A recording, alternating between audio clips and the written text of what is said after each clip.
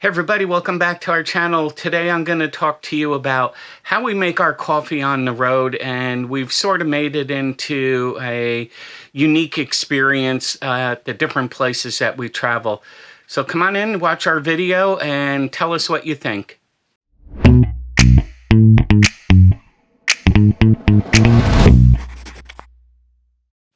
Hey everybody, welcome back to our channel. My name is Jim, and our channel is RVIntoRetirement. We've been traveling around the USA for about a year and a half now, and I often see on Facebook groups, how do you make your coffee? What do you use as a coffee maker?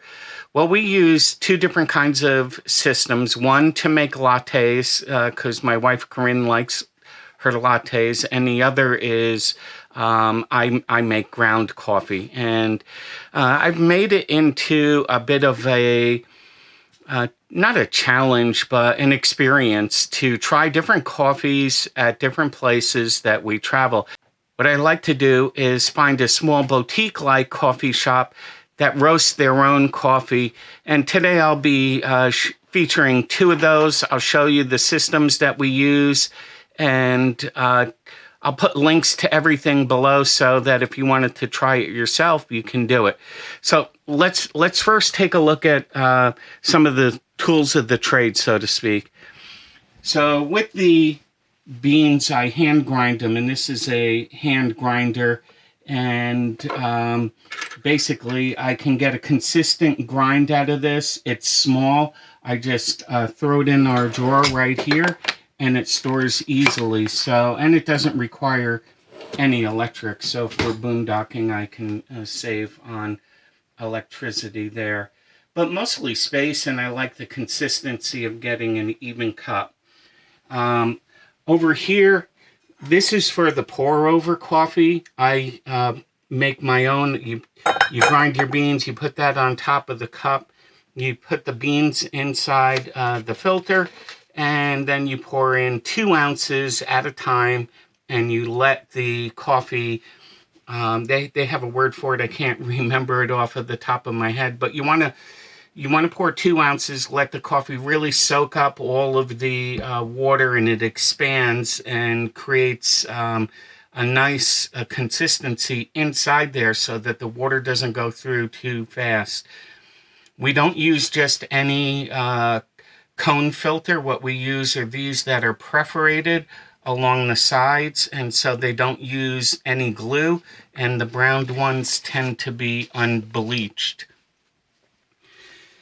The other thing that we do is we have a Nespresso coffee maker, and this is what we use to make the lattes. And I also use this frother device to warm up the milk or cream that I put into my regular coffee.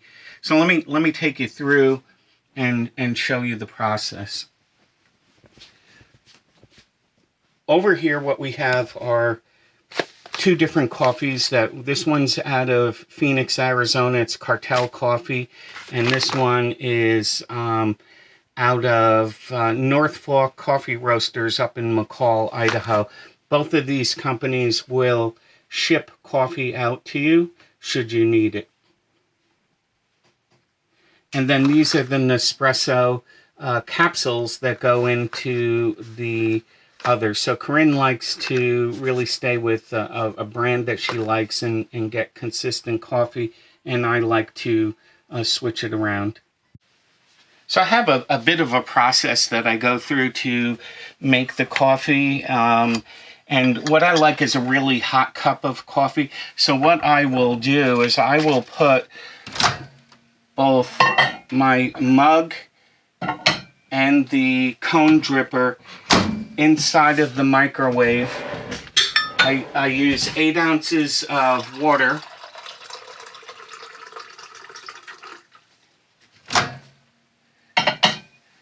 And I heat all 3 of these up at the same time. And the reason I do that is sometimes it's very cool in the mornings inside the RV, and what I want to have is a hot cup of coffee, and the ceramic from the mugs and from the cone filter makes it cool. So I want warm, hot coffee.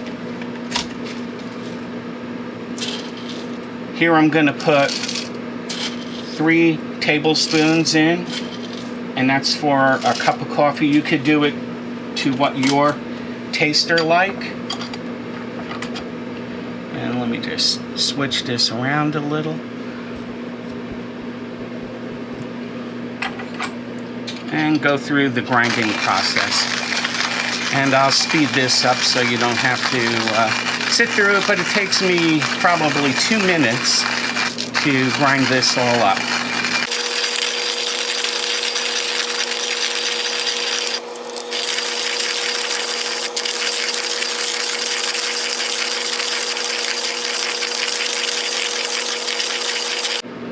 Okay, so we're all done grinding, thankfully. It's a bit of a process. I prefer this, like I said, because I can get a consistent grind compared to an electric one.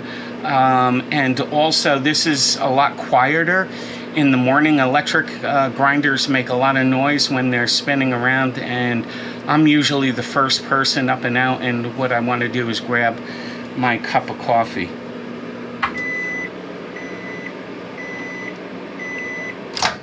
Okay, so now the mug is preheated from being in the microwave with the hot water. And I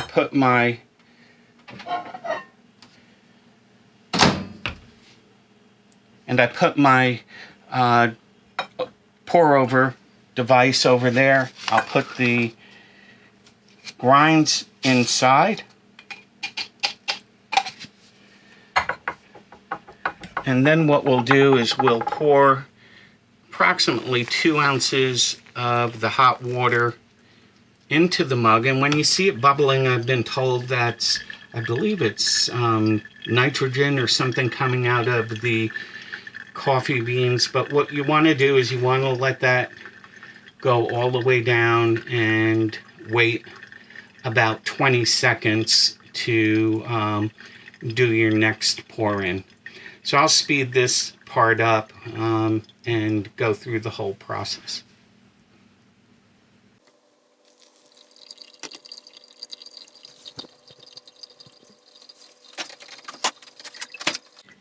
So I mentioned I like everything to be pretty hot during making my coffee. So what I use is the frother from the Nespresso to actually warm up my milk. And what it does, there's some lines inside of here. I fill it up to the first line for a regular coffee, and you would fill it up to the second line if you were making a latte. And this goes on a device which I'll show you in a minute. But through the whole process, I have a hot mug, I have a hot cone filter, and I have hot water, keeping it consistent so I get a good, nice warm cup of coffee. And I'll put the last bit in. And that's essentially how I make my ground coffee in the mornings. So now let me show you the Nespresso if you wanted to make a latte for yourself. So right here what we have is the Nespresso capsules. You can buy these in Costco or Amazon. I'll put a link below. Corinne wanted me to mention that for making a latte, she prefers the ones that say Lungo on them, that she found that those make the best latte. They do have different flavors that come out throughout the year. For special orders, you can get a subscription and such. But let me take you over and show you this process. So this is the Nespresso machine.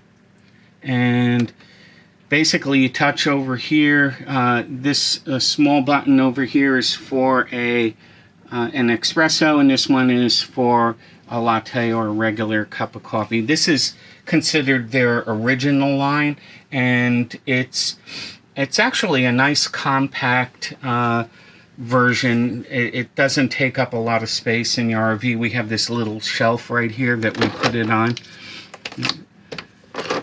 and I'm sure you've seen coffee makers before, but And this is the frother that goes with it. When the light goes out, then, or excuse me, when the light stays solid, it's ready to brew. And then on this, you push that until the light turns green and it's going through and frothing the coffee.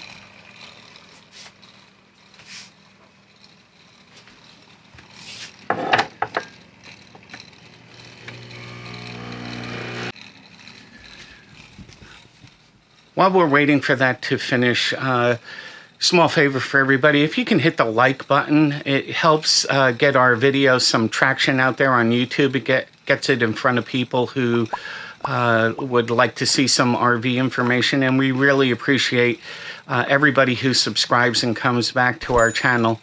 So thank you. If you could take a moment to do that, that would be great. Let's see how we're doing on our coffee now.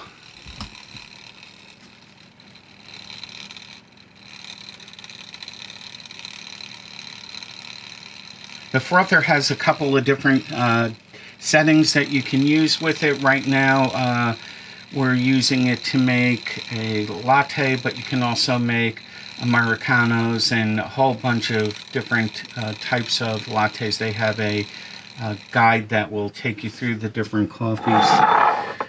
And so we are done, and you can see from inside that it's pretty frothy, and we pour it in and you get your nice head on the top of the coffee and it's ready to go, a nice latte. So we have both a latte and a regular drip coffee.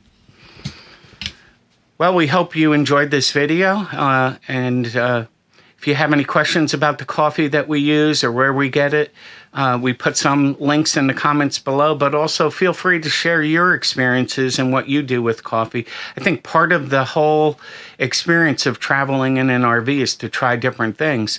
And so, yeah, you can go to Starbucks or you can go to McDonald's and get your coffee, but we like to experience different things. It's part of the adventure. Until next time, thank you for visiting our channel. We'll see you on the road.